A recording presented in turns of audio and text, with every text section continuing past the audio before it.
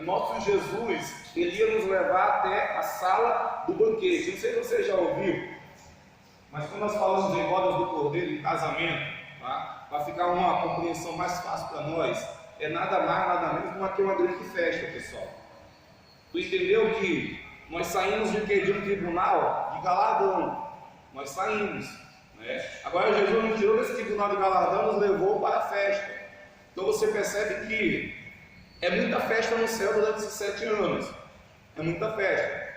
E o casamento da voz do Cordeiro é isso, basicamente. É uma festa onde o próprio Jesus, ele vai servir a mesa para nós. Tá bom? É isso que é recompensador nas bodas aí do Cordeiro. Tá bom? Em nome do Senhor Jesus. Tá? E aí você pode se perguntar assim, pastor, na boda do Cordeiro, e aí nós já vamos aqui para outra área. Existe um versículo na Bíblia onde, tá, vou até mostrar para vocês aqui, Mateus, Mateus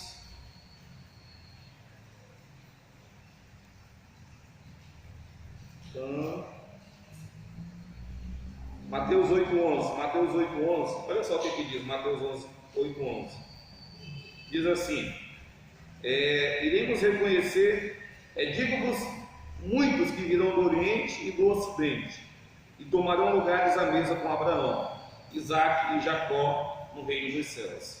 Mateus 8, capítulo 8, versículo 11. E muitos virão do Oriente e do Ocidente, e tomarão a mesa com Abraão, Isaque e Jacó. Pastor, esse versículo está falando sobre o casamento, sobre as bodas do Cordeiro? Sim, tá bom? Eu não sei se você sabe, mas existe somente o Oriente e existe o Ocidente, tá? O Oriente para lá, nós aqui estamos no Ocidente. E a Bíblia está falando aqui que muitos virão do Oriente e do Ocidente, se assentarão. E uma das coisas legais, se assentarão com Abraão, Isaque e Jacó. Existe entre os teólogos, né? Existe entre os teólogos na realidade, um alinhamento de pensamento, é que quem vai se casar com o noivo é a igreja do Senhor Jesus, que somos nós. E se for analisar, a igreja ela começou quando? A igreja ela começou, nós sabemos que foi em Atos dos Apóstolos, na verdade, em Atos capítulo 2, assim inicia, né, a igreja do Senhor Jesus. E o casamento do noivo para com a igreja, para com o noivo, é com a igreja. Antes de Jesus, pastor, existe igreja? Não existia a igreja, né? Existia aí o tempo que nós chamamos de tempo da lei, outras dispensações que havia, mas a igreja do Senhor, do tempo da graça, ela se formou em Atos dos Apóstolos, capítulo 2 em diante. Aí um alinhamento, né, que os teólogos eles têm, é que esse versículo aqui que fala sobre quem vai ser os nossos acompanhantes, Abraão, Isaque e Jacó, eles são os convidados do noivo. Todos os justos que morreram em Cristo no Antigo Testamento, tá? Eles não eram parte da igreja, mas eles vão estar nessa festa de casamento como que? Como convidado do próprio noivo, tá? E nós que vamos nos casar com o noivo. Aí eu quero que você entenda algo. A Bíblia está dando relação de nomes: Abraão, Isaque e Jacó. Abraão, Isaque e Jacó. Nós vamos olhar para Abraão e vamos reconhecer ele. Nós vamos olhar para Isaque no céu, já estamos no céu, não estamos mais na terra. Nós vamos reconhecer eles. Eu não sei se algum dia alguém, né, existe muitas religiões, na verdade existem muitas teorias, doutrinas, religiões, e falam que, por exemplo, a mente da pessoa, tanto no inferno como no céu, não terá recordação de nada, né? Se morreu, ninguém vai mais lembrar do mundo aqui na terra. Quando nós olhamos para a Bíblia, nós vemos que não é verdade. Tanto no inferno como no céu, existe sim lembranças. Existem lembranças. Nós sabemos aqui da passagem do rico e do Lázaro, é a passagem mais, né, que as pessoas colocam em xeque sobre uma vida após a morte. Existem sim lembranças, que na passagem do rico e do Lázaro, o rico ele está no inferno lembrando os seus parentes que estão aqui na terra e pede para o pai Abraão, deixa eu voltar lá na terra para pregar para eles não virem aonde eu estou.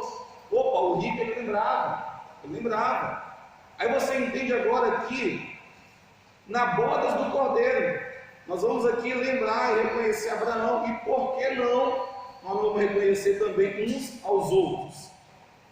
Uma coisa que não vai haver no céu, que nós possamos entender isso, não vai haver no céu, é aquilo que vai haver no inferno, que é o que, pastor?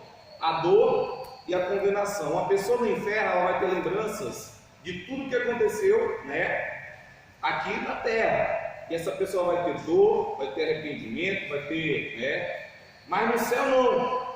No céu nós vamos lembrar de coisas aqui na terra, mas não haverá mais dor no nosso coração, não haverá mais dor.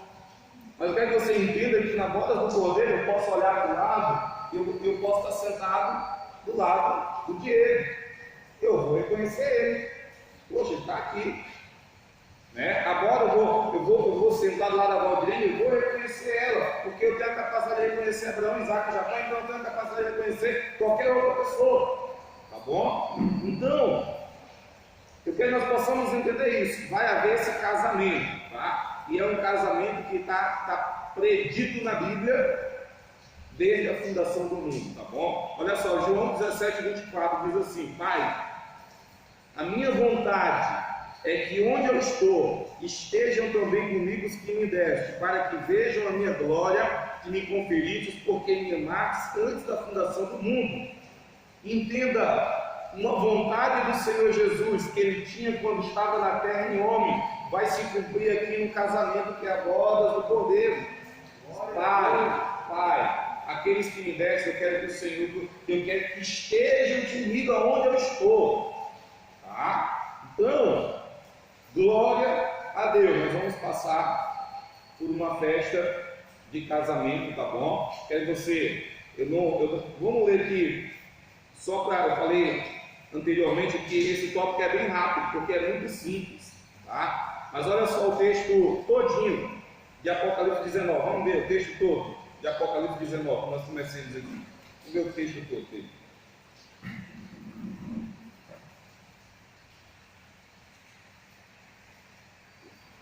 Diz assim, a partir do versículo 1: Depois destas coisas, ouvi no céu o que parecia ser uma voz forte de uma grande multidão, dizendo: Aleluia, a salvação, a glória e o poder são do nosso Deus, porque verdadeiros e justos são os seus juízos, pois julgou a grande prostituta e corrompia a terra com sua prostituição, e das mãos dela vingou o sangue dos seus servos. E disseram pela segunda vez: Aleluia, e a sua fumaça sobe para todo sempre. Os 24 anciões e os 420 se prostraram e adoraram a Deus que está sentado no trono, dizendo: Amém, Aleluia. E do trono saiu uma voz que dizia: Louve o nosso Deus, todos vocês, os seus servos, todos os que temem, os pequenos e os grandes. Então vi o que parecia ser a voz de uma grande multidão, uma voz como de muitas águas e como de fortes trovões, dizendo: Aleluia, pois reina o Senhor nosso Deus, o Todo-Poderoso. Alegremos e exaltemos e demos glórias, porque chegou a hora das bodas do Cordeiro, e a noiva dele já se preparou. Ela foi permitido vestir-se de linho finíssimo, resplandecente e puro, porque o linho finíssimo são os atos de justiça dos santos. Glória a Deus. Glória a Deus. Você lembra de uma parábola, a qual é aquela parábola onde o Senhor ele vai fazer uma festa para o seu filho, e ele manda o servo convidar as pessoas, Aí as pessoas elas começam a dar desculpa. Existe essa palavra na Bíblia. O servo vai convidar um dá uma desculpa: olha, eu não posso ir para a festa porque eu comprei 2 juntas de boi e eu preciso cuidar. Aí o servo, vai em outra pessoa e fala: olha, o Senhor mandou você vir para a festa do filho dele, casamento, a festa. Eu falo: não posso, porque eu casei e aí eu estou de lua de mel, O terceiro comprou uma propriedade e tinha que arar a terra. Essas desculpas, entenda, dentro dessa parábola, essas desculpas são o povo judeu que deu para o Senhor. Eu não sei se você já ouviu, mas Jesus Cristo, ele não veio para o mundo em geral gentil. Jesus ele veio primeiramente para o judeu, para o povo de Israel. Tá? Ele veio para salvar o povo de Israel. Eu não sei se você percebe, mas o povo judeu ele sempre foi um povo especial para Deus. Para Deus. Israel, tá? Quando tu olha na Bíblia, é sim o povo escolhido de Deus. Quando Jesus ele veio primeiramente para o povo de Israel. Mas o que aconteceu? Os judeus começaram a se recusar. Igual aconteceu aqui na parábola que eu estou contando para vocês. Eles começaram a dar desculpas. Aí o que aconteceu dentro da parábola? O servo volta para o Senhor e fala: Senhor, todo mundo se recusou a vir para a festa. Aí o Senhor fala: então, vá nas vielas, vá nos becos, pegue os aleijados, pegue os mendigos, que somos nós, tá bom? Somos nós. Glória a Deus. E traga para o meu banquete. Porém, quando vinham os aleijados, vinham essas pessoas, eu quero que essas pessoas troquem de roupa. Não é que a mesma roupa que elas vão poder participar do banquete. Tem que ser uma roupa diferenciada. E essa roupa diferenciada está aqui em Apocalipse, capítulo 19, que a Bíblia está falando que é linho, né? Linho finíssimo. Deixa eu ver qual é o versículo aqui. 19.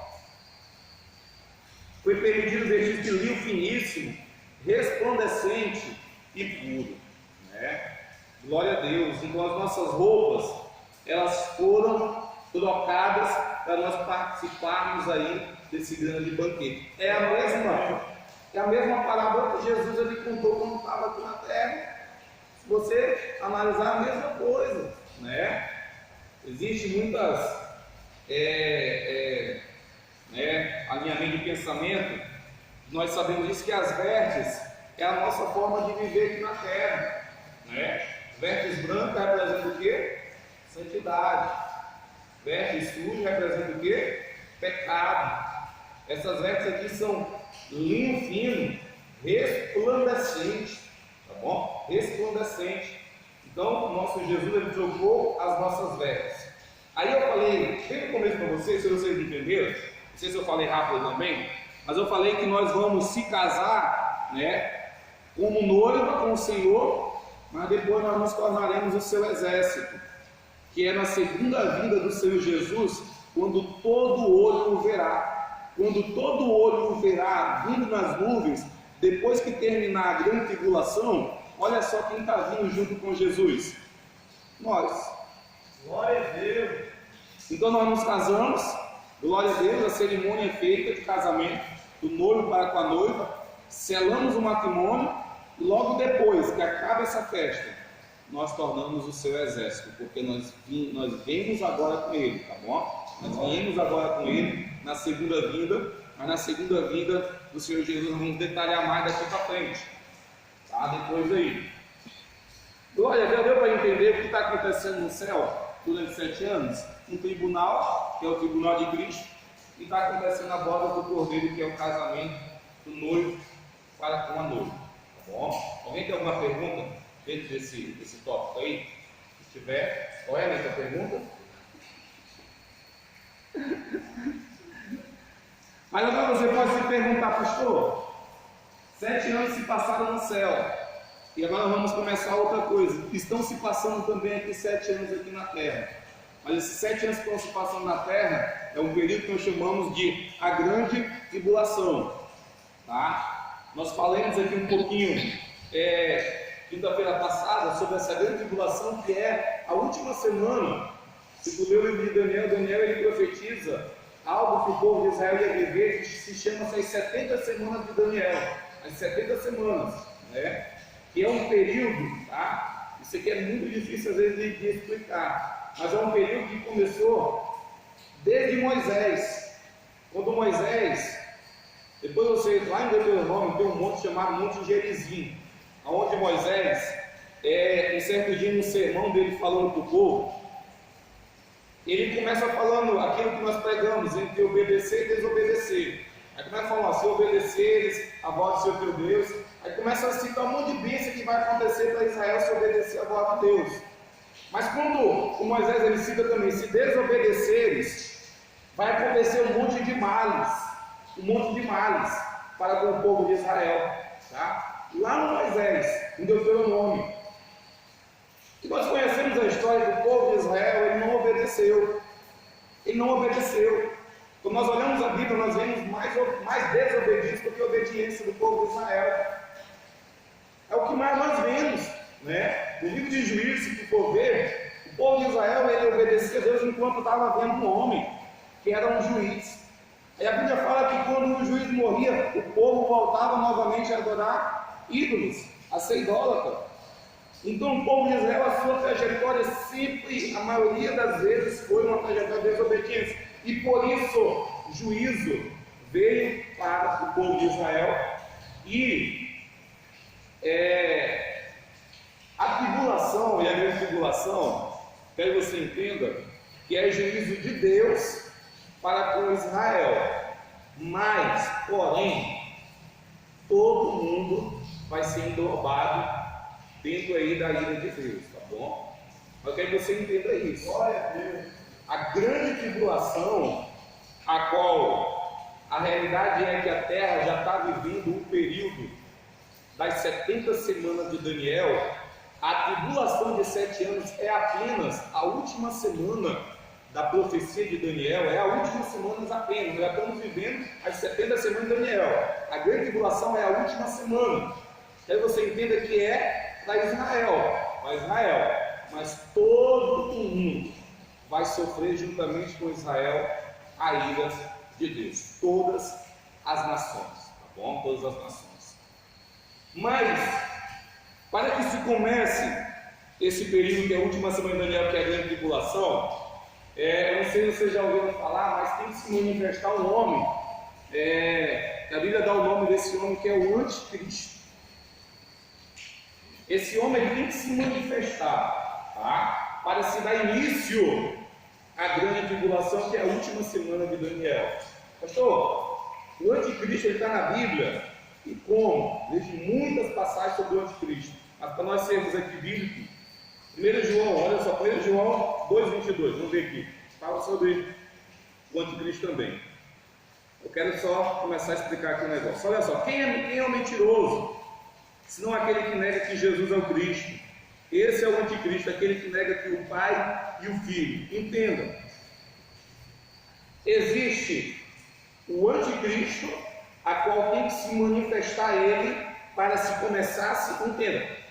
O Anticristo se manifestou, a igreja é arrebatada, tá? A nossa doutrina, a nossa visão escatológica, pelo menos na minha e de muitos pastores que eu conheço, é de que a igreja não passará pela tribulação, não passará, mas ela passará pelo princípio das dores, tá? Então, o Anticristo se manifesta, a igreja é arrebatada, se inicia-se agora a grande tribulação, mas existe o homem que é o Anticristo e existe o espírito do Anticristo, que o espírito do Anticristo ele já está atuando no mundo desde de quando Jesus morou na cruz, o espírito do Anticristo. Não sei se você percebeu, mas aqui o João está falando assim, olha, aquele que nega o Pai e o Filho, tá? Essa pessoa tem o espírito do Anticristo. Pastor, existem pessoas que negam Jesus? E como? Pastor, existem pessoas que negam que Jesus veio em carne? E como? Existem milhões, essa é a verdade. E o que está atuando na vida dessas pessoas, pastor? Assim como na nossa vida atua o Espírito Santo, nos convencendo da verdade e o juízo da justiça, nos levando até Deus, na vida dessas pessoas se manifesta o Espírito do Anticristo, tá? Do Anticristo.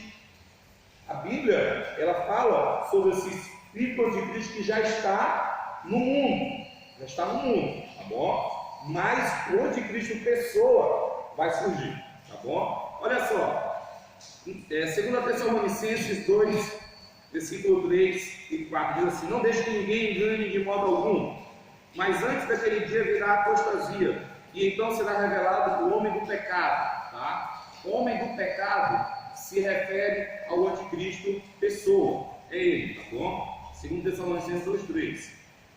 O filho da perdição, tá? Um adjetivo para ele também. Este se opõe e se exalta acima de tudo que se chama Deus ou é objeto de adoração, chegando a se assentar no santuário de Deus, proclamando que ele mesmo é Deus. Entenda, o livro de Tessalonicenses, mais diversos na Bíblia, essa é a verdade, não somente ele, mas são livros proféticos, são livros que eles têm contido nos versículos profecias que irão acontecer.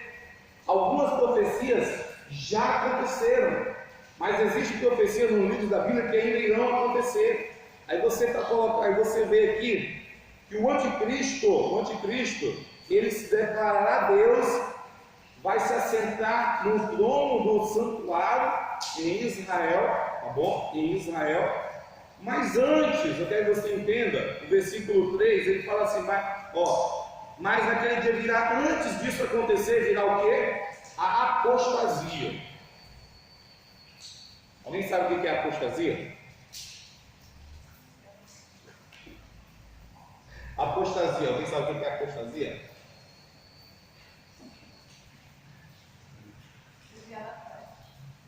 Também. Eu quero que você entenda. Olha só o que a Bíblia está falando. Antes do anticristo vir, é necessário que haja apostasia. Apostasia nada mais, nada menos do que tu negar a verdade. Tu negar aquilo que você viveu. Tá? Isso é apostasia. Você virar as costas para alguma experiência que um dia você já teve com Deus.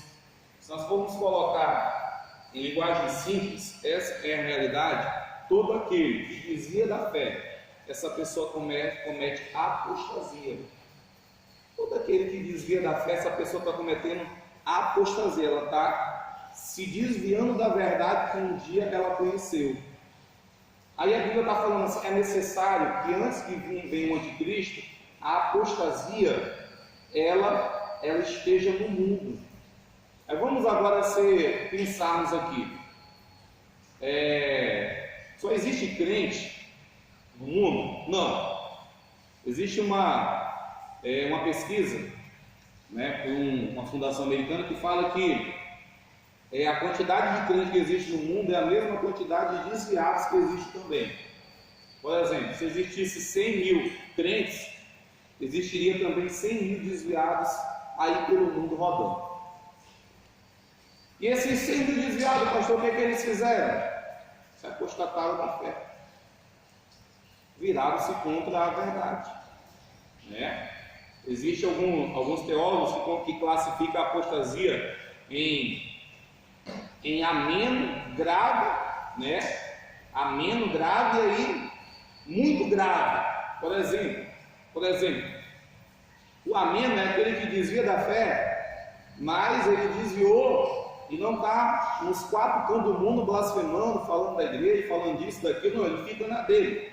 Se apostatou da fé também, desviou, mas fica na dele. Aí existe o grave.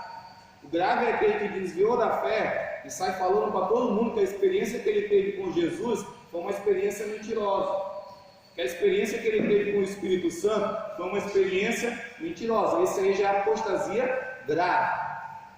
Existe o apóstolo Paulo, ele falou sobre uma classe de pessoas que um dia essas pessoas foram iluminadas pela verdade de Cristo e se voltaram contra essa luz, se voltaram contra essa verdade. Aí o apóstolo Paulo chega a dizer que para essas pessoas é impossível que uma vez mais elas sejam reconciliadas, ou elas, uma vez mais sejam salvas. Por quê? Porque elas se apostataram de uma forma tão grande, que elas negam tudo que elas viveram com uma luz que é Cristo. Tá bom? Mas eu quero que nós possamos entender. A apostasia está acontecendo ou não nos nossos tempos? Quem acha que não, levanta a mão. Quem acha que sim, levanta a mão. Ela está acontecendo nos nossos tempos, essa é a verdade, né? Existe muita gente que largou a fé e tem vivido a sua vida. Existe pessoas que largou a fé e tem outro que está em outras religiões. Existem pastores que um dia pregavam em altar, hoje estão dentro do espiritismo, estão apostatando da fé. Aí a Bíblia está falando, olha, é necessário que haja isso para que se manifeste o anticristo. Para que se manifeste. Você pode se perguntar assim, pastor, anticristo. Isso também é uma linha de alinhamento de muitos teólogos. Tem-se entendido que o anticristo ele vai se surgir dentro de um governo mundial. Governo mundial. Ele vai ser uma pessoa a qual todo mundo de primeira mão vai olhar para esse homem e vai colocar confiança nele, vai colocar confiança, porque ele vai falar bem, ele vai ser entendido na política, ele vai ser entendido de economia, ele vai ser entendido de todas as áreas de ciência, ele vai saber. Então, o povo vai olhar para esse homem e vai depositar uma confiança enorme nele, tá?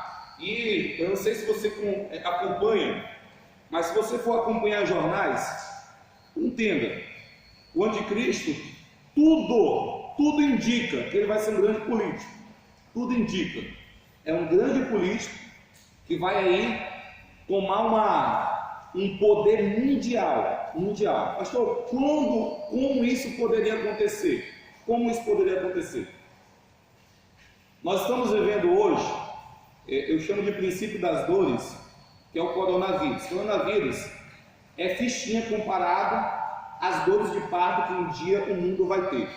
Tá? O mundo vai ter, é fichinha. Mas o mundo hoje ele vive o quê? Um colapso. Nós temos aí uma grande probabilidade de acontecer o quê?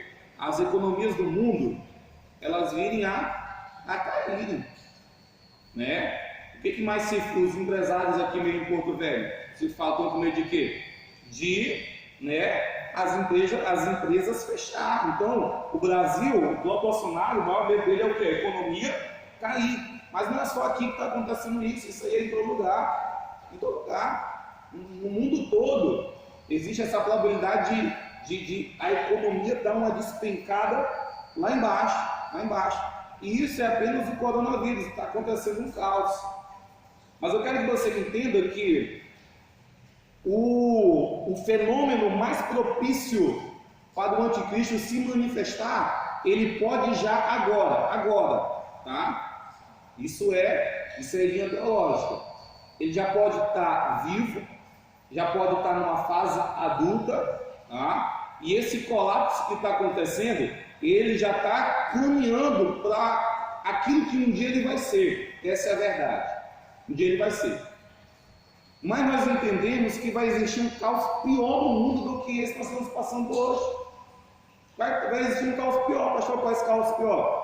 Se o anticristo já está gateando para ele cumprir a profecia que está sobre a vida dele, que é o enviado de Satanás, entenda, vai ter que acontecer um caos muito pior no mundo, para ele assumir o poder e falar para todo mundo assim, olha, eu tenho a forma de resolver isso tudo, eu tenho a forma de fazer a economia voltar a crescer, eu tenho a forma de fazer isso em tal lugar, eu tenho a forma, as formas que ele vai usar, vamos unificar as moedas, não vai existir mais dólar, não vai existir mais real, não vai existir mais nada disso, vamos fazer apenas uma moeda, e agora nós vamos conseguir crescer essa economia. Pastor, ele está gateando para isso? Sim. Se você que é informado, você percebe-se que no Brasil, aqui na América Latina, não existe ainda não, porque a moeda do Brasil vem da Bolívia, mas, por exemplo, na Europa, existe uma moeda que é quase universal em toda a Europa, que nós chamamos de euro. É uma moeda universal. Ela quase, que está aí, vindo para cá. Mas eu quero que você entenda algo. A peça de teatro, ela vai se formando. O quebra-cabeça, ele vai se montando. Para o quê, pastor? Para que quando acontecer o maior fenômeno que essa terra vai ver, essa pessoa já esteja dentro né, das estruturas políticas, e essa pessoa vai ser o nome a qual vão levantar-se ele como essa autoridade mundial. Tá? Essa autoridade, mas uma das ideias é essa, é que a moeda vai ser unificada, Não sei se você ouviu falar sobre uma moeda hoje, ela é uma moeda da internet, mas é uma moeda chamada Bitcoins. Quem já ouviu falar nessa moeda? Ela é uma moeda digital. E você sabia que essa moeda se aceita em todo lugar do planeta Terra? Por quê, pastor? Porque é digital, ela não é espécie. Não é espécie. Ela está no mundo digital, né? As pessoas podem fazer compras, a pessoa pode comprar um carrão dentro do mundo digital, só transfere tantas quantias de Bitcoin para a conta daquele outro cara, ele manda o carro, e esse sistema financeiro está acontecendo já no nosso tempo de hoje.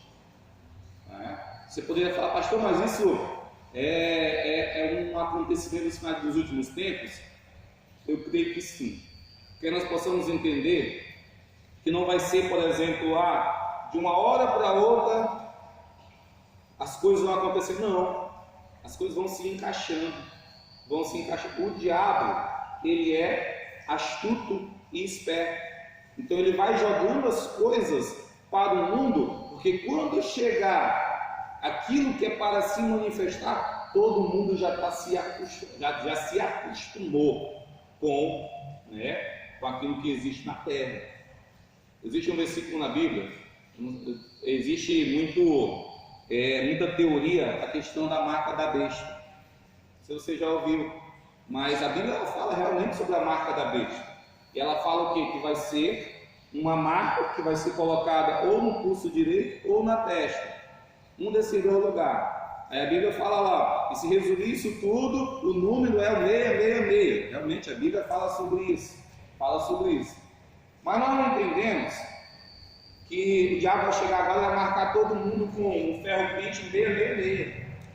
Dessa forma que o espírito do anticristo trabalha no mundo. Olha o que está acontecendo no mundo hoje. Hoje existe algo chamado microchips, menor do que grão de arroz. Existe uma grande população já usando esses microchips no pulso direito, e existe já uma pesquisa na medicina. Esses chips, eles só se adaptam ao corpo humano, ou se for no pulso direito, ou se for na camada da testa.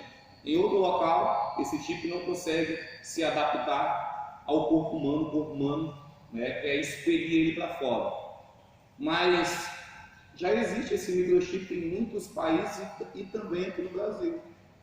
Estava vendo um dia desse uma reportagem, grandes empresários que têm dinheiro, grandes empresários em São Paulo, existe já aí dezenas, a reportagem falava em 40 e poucos empresários que colocaram esse microchip neles. Para quê, pastor?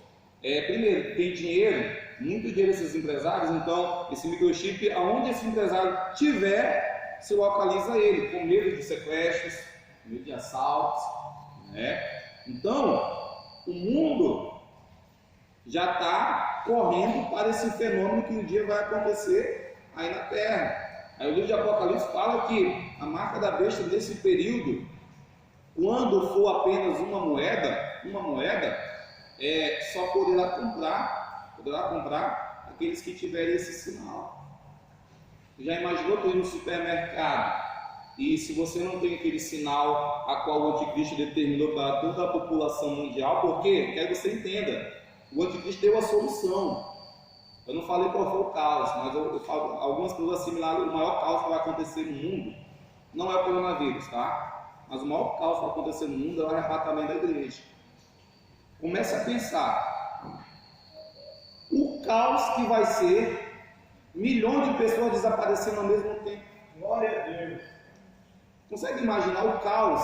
Nós já estamos vendo um caos porque um vírusinho aí que dá uma gripe, isso lá, as pessoas tudo amedrontadas, não saem de casa, e o planeta Terra todo parou. Mas tu já imaginou a situação do arrebatamento da igreja? Ninguém viu nada, eles não vão ver. ninguém ouviu nada, não veio um vento, a luz não se apagou, só milhares de pessoas ao mesmo tempo desapareceram. Você consegue imaginar agora a Rede Globo, muito mais forte do que ela está batendo hoje? A Rede Globo é 24 horas transmitindo notícias do coronavírus. Mas consegue imaginar a manchete desses jornais, né? E todo mundo assustado. Eu creio que a propaganda "fique em casa" vai ser muito maior quando Jesus voltar. Aí sim, vai muito falando, fique em casa, porque nós não sabemos o que aconteceu, todo mundo está pesquisando ainda, mas vai ser um caos. Vai ser um caos. E esse caos vai ser um ambiente propício para se levantar o anticristo. Mas o espírito anticristo já está arrumando a casa. Já está formando a peça teatral, já está formando a peça de quebra-cabeça, tá? E como nós estamos aqui, eu falei aqui alguns cultos passados sobre a volta iminente do Senhor Jesus. O que eu falava? Jesus Cristo ele lançou uma profecia na Bíblia quando Jesus falando a respeito do povo de Israel. Eu não sei se você sabe, mas a história, o povo de Israel, dentro da história, ele foi um povo muito perseguido. Essa é a verdade, muito perseguido, tá? Então, muitas profecias na Bíblia, Jesus ele lançou para Israel. Não sei se você já ouviu aquela história de um dia Jesus está com os discípulos andando e de repente Jesus ele vê uma figueira. Aí o texto faz questão de colocar que Jesus vendo uma figueira, e não era o tempo da figueira dar figos, mas Jesus se irritou e falou: olha, que de ti não nasce mais fruto, não nasce. Aí os discípulos com Jesus foram embora. No outro dia, quando os discípulos voltaram com Jesus, perceberam o quê? Que a figueira tinha morrido. A figueira tinha morrido. Sabe para quem foi aquela profecia? Foi para o povo de Israel, foi para o povo judeu. O povo de Israel, existe a outra profecia de Jesus, é quando Jesus ele fala lá no Mateus 24, fala sobre o princípio das dores, e o Mateus 24 fala sobre as dores de parto. Eu não sei se você já viu, mas fala assim: olha, que vocês vigiem para que os fenômenos, que a Bíblia aqui no Mateus 24 fala, para que esses fenômenos não aconteçam, nem no inverno, nem no sábado, né? Aí a Bíblia, Jesus começa a colocar um monte de palavras proféticas e fala assim: olha, ai das mulheres grávidas naquele tempo, ai dessas mulheres, né? Aí fala assim: quem tiver na cidade, corra para o monte para se salvar, corra para o monte. Mas Jesus ele estava predizendo uma profecia que aconteceu com o povo de Israel 70 anos depois que Jesus ele morreu. Quando Jesus, que o Estado judeu ele foi invadido por Roma, comandado por um imperador chamado Imperador Tito, e esse imperador acabou com todo Jerusalém, destruiu toda a cidade, ficando apenas, que nós conhecemos hoje, quando você olha nos jornais, existe o que lá? Muro das Lamentações, que é um pedaço do muro que não foi destruído quando o imperador Tito com o exército romano entrou em Israel e destruiu tudo. O único que não foi destruído foi aquele pedaço de muro. Mas aquilo foi uma profecia de Mateus 24. Mateus 24. Se você falar para o pessoal: olha, ai das grávidas, realmente morreu milhões de judeus, essa é a verdade, no dia que o Império Romano destruiu, né, Israel. Os judeus foram dispersos pelo mundo, Existem muitos países que foram criados a partir dos judeus. Se você não sabe, os Estados Unidos ele foi criado por um grupo de cristãos judeus, né? Uma colônia judaica que criou primeiro em Nova York, e logo depois aí se formou esse país que é os Estados Unidos, que hoje é uma potência, né? Primeira potência do mundo. Mas foi quando esse povo ele foi disperso pelo mundo, né? A história conta que eles vieram até para o Brasil. mas no Brasil os portugueses mandaram eles vazar fora, né? Aí trouxeram tudo que não presta, escravos com suas tradições de feitiçaria. Aí o Brasil fundiu a idolatria portuguesa com a feitiçaria dos africanos. Se os judeus tivessem colonizado nosso Brasil, eu tenho certeza disso. Se nós não fôssemos a primeira potência do mundo, nós seríamos a segunda, essa é a verdade, tá? Os camaradas são abençoados. Os Estados Unidos foi formado por eles.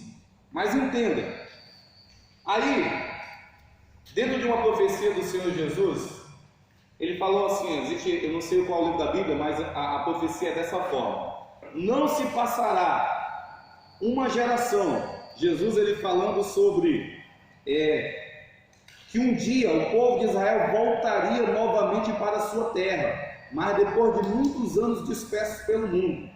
Mas quando esse povo voltasse novamente para o seu território, não se passaria uma geração sem que o fim viesse. O Estado de Israel é um dos mais novos que existe aqui, né, no mundo. Ele voltou-se a ser Estado.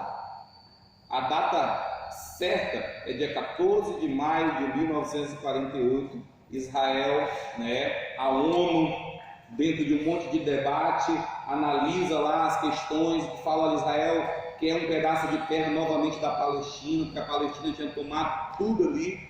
Aí a ONU dá novamente o direito de Israel ser um país, ser um Estado. E agora os judeus que estão dispersos no mundo começam a voltar para o seu território e começam ali novamente formar o Estado judeu. Aí a Bíblia fala assim, olha, depois que isso acontecesse, não se passaria uma geração sem que o fim viesse, que a volta de Jesus acontecesse. Aí nós falamos o quê? Que uma geração, ela dura, os Salmos, o Davi falou que a pessoa ela vive de 70 a 80 anos. Então nós entendemos que uma geração ela dura em média de 70 a 80 anos.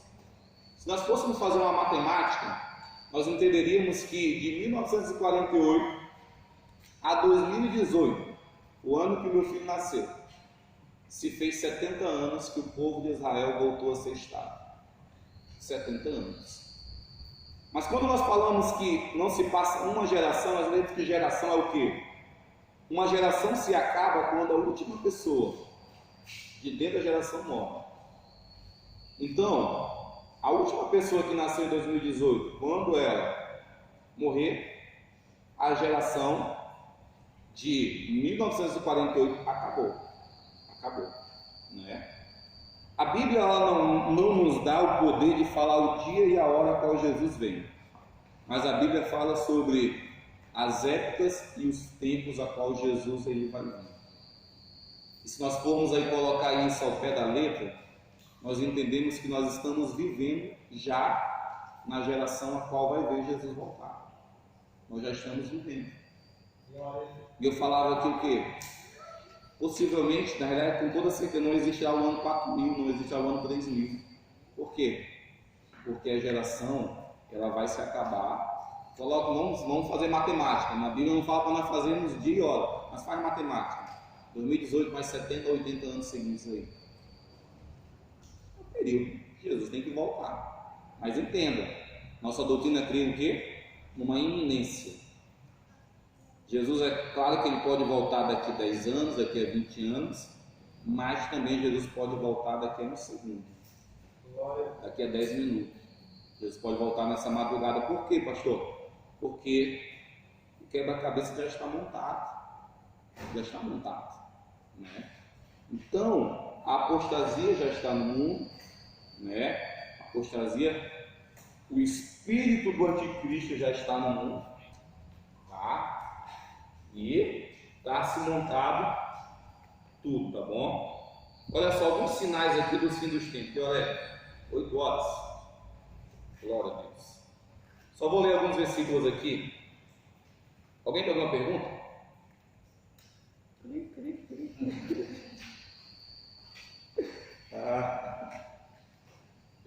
Mas olha só, pessoal, existem muitos textos que falam sobre o anticristo na Bíblia, tá bom? Muitos textos mesmo. Tá? Olha só aqui, o Apocalipse 13:16 diz assim: também obrigou a todos, falando do anticristo, pequenos e grandes, ricos e pobres, livres e escravos, a receberem certa marca na mão direita ou na testa, para que ninguém pudesse comprar ou nem vender, a não ser que tivesse a marca, que é o nome da besta ou o número, é o seu nome 666. Falando aqui sobre aquilo que nós falamos aqui agora, tá bom? Então, eu vou concluir aqui, vou ler os outros versículos não, mas existe diversos, tá bom? Falando sobre a besta, tá? A besta, existe a besta e o dragão na Bíblia. O dragão é o próprio Satanás, o Satanás dá autoridade para a besta é o anticristo, tá bom? É o anticristo, tá? Então, aí, para resumir e concluir, esse anticristo ele vai propor a solução para o caos que está acontecendo no mundo, vai propor, e vai dar certo, essa é a verdade. Eu quero que você entenda algo. Quando a igreja ela for arrebatada, sabe quem vai subir com a igreja? O Espírito Santo de Deus. O Espírito Santo ele não vai mais ficar na terra, ele vai subir com a igreja para os céus, tá bom? E existe um versículo na Bíblia onde fala que nessa época onde a igreja foi arrebatada, o Espírito Santo não estará mais, mas um espírito de engano vai estar sobre a terra. Entenda.